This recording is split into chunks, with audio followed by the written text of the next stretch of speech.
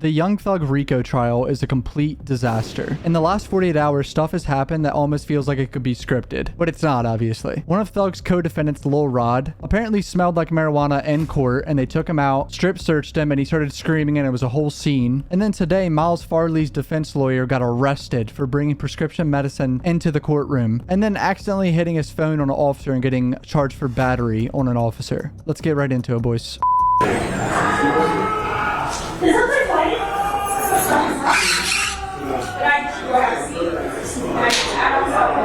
Screaming in the background, that is Lil Rod, one of the YSL members. He got taken back to the back of the, to be searched because they smelled weed coming off of him. And apparently they found weed in his underwear that was sewn together. Yeah, I don't know. I guess someone gave him underwear that had weed in it, pretty much, is what I'm getting from this. He had a suit on, and they made him take the suit off on body cam and everything, and then they made him take his underwear off. Or actually, I think they had to forcefully take his underwear off because he wouldn't, because he probably knew he had weed on there. This whole case has been kind of chaotic with drugs, pretty much. There was a drug exchange at one point in January. And she had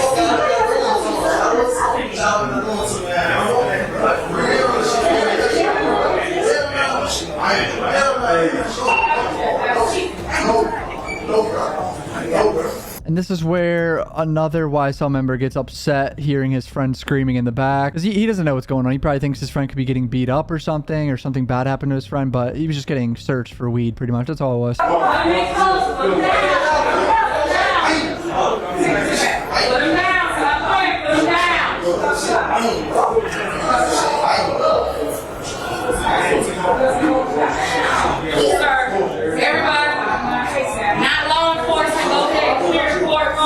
And this disruption yesterday caused everyone to have to leave the courtroom, and this whole live stream got taken down, like leading up to this, and they had to delete it all, and they only put out this video. Thug's lawyer accuses this being a whole planned thing, that they came and got this guy on purpose and it was a big plan. I don't see how that could be possible. He tries to explain it here. I don't see how they could plan on this guy having drugs on him. That seems like a bit of a stretch. Mr. Williams is innocent. We came here to have a fair trial. And that's what you do. That's why we're going through this process that's taking months, because we're talking about something that could end people's lives. So it's worth it. I am not saying this is accurate, but I was told, and there's witnesses here, I was told that I could not call them, I don't know who they are, but that they were alerted to come to your honorable court today because there was going to be something newsworthy. This media was called allegedly by, now I'm not saying any of these prosecutors, but by somebody with their office. It's a big accusation for a lawyer to say that the media was called by, the prosecution side because they knew that some big newsworthy thing was going to happen with this whole guy screaming and being taken out for weed and everything. And if that really happened, that's outrageous. To be in the middle of a hearing. That's why I'd like you to file a motion so that we don't further taint the proceedings, or I get a chance to kind of see what everybody's allegations are. I don't know if I could file it, but somebody can, because I didn't speak to those people. But, Your Honor, that's exactly what we don't want to happen. Mr. Williams doesn't want to start over. He doesn't want to do this again. He is struggling every day. He gets here, as the court knows, 4 o'clock, 5 o'clock in the morning. He gets no sleep, but we are fighting for his liberty. And Your Honor. Damn, that's sad. I low-key kind of feel bad for Thug. I do. Say what you want, but I mean, I've listened to the guy's music for fucking 8 years, so I'm going to feel a little bad for him. If this was a orchestrated event, I feel like somebody needs to never do this again in any courtroom. And I know it was orchestrated because I know how Your Honor is. We've all do. We've been before each other a long time now. We were in the middle of a hearing, and to see one of our sheriff officials say, get Mr. Ryan, it was clearly, because nobody would disturb your court. Well, they smelled weed on him. Someone smelled weed on him, and he had weed on him. So that could be a real reason for them, stopping or just pulling him out real quick because someone walked by him or smelled weed directly on him. So, I mean, I don't think that's much of a disturbance. They stopped it for, I believe, 60 seconds to get him out of the courtroom, but... It was clearly orchestrated with somebody. So my point is, Mr. Williams has done nothing, to my knowledge, to obstruct anything. I have begged this honorable court to consider bond, and I respect your ruling. But the truth of this matter is, today was outrageous, and it does hurt our system of justice. And I ask the court ever allow, if it happened, a spokesperson with the DA's office or anybody to have some inside information and make this really a farce. This was an embarrassment.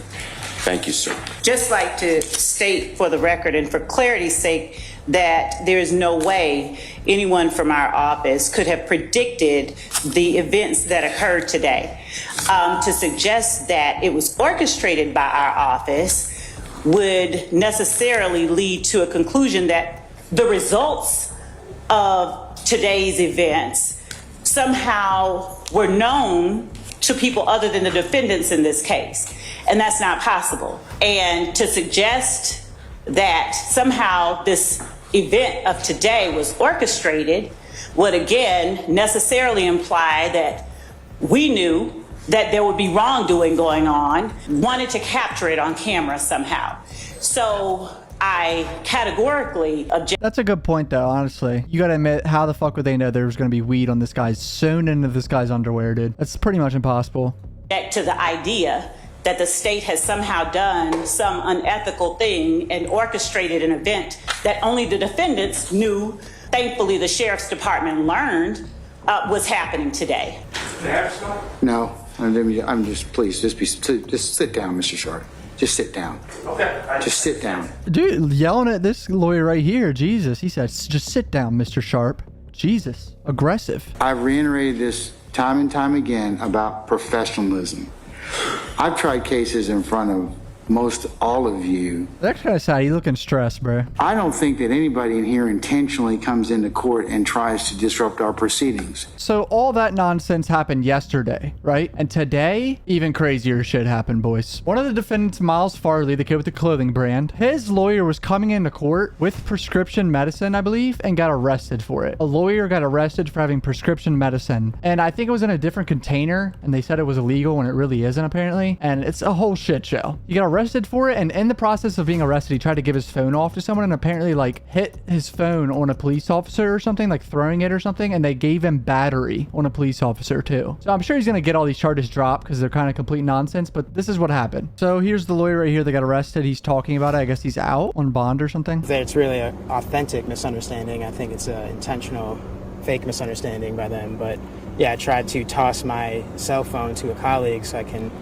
continue, business while whatever was going to happen, and it touched the bulletproof vest of one of the deputies, and now they're trying to say that that was some kind of attack or obstruction. What a complete fabrication. Like, that's pretty crazy to me that they're able to charge him with that for just tapping his phone on someone. I'm sure there's video footage of this too. So yeah, I just thought that was insane that a lawyer got arrested in this case. Here it is, the lawyer getting arrested for that. Like, that's just crazy to me, dude. The people enforcing the law should actually know the law before arresting somebody. Yes, and blah blah blah to say you have to keep prescription medications in their original containers, but if you read the entire statute, it says other than individuals specified in code blah blah blah, person who has a lawful prescription is exempt. So he didn't break the law having it in a different container. Anastasios Menetis. Investigators say he was arrested on 2 counts of prescription drugs, not in its original container. We're not sure if they were his prescription drugs. We're still working to find that out. We also know he was arrested on 1 count of obstruction, 1 count of simple battery on a law enforcement officer. More on that in a moment. I feel like I'm watching a sitcom. Like, this, none of this feels real, dude. Like, all this drug shit. The judge was threatening a jail lawyer for not writing an essay at one point. This trial is a complete fucking disaster. I'll keep covering it, boys, but it's just ridiculous. If you're new to my channel, subscribe. I'm on Twitter and Instagram. Peace out, boys.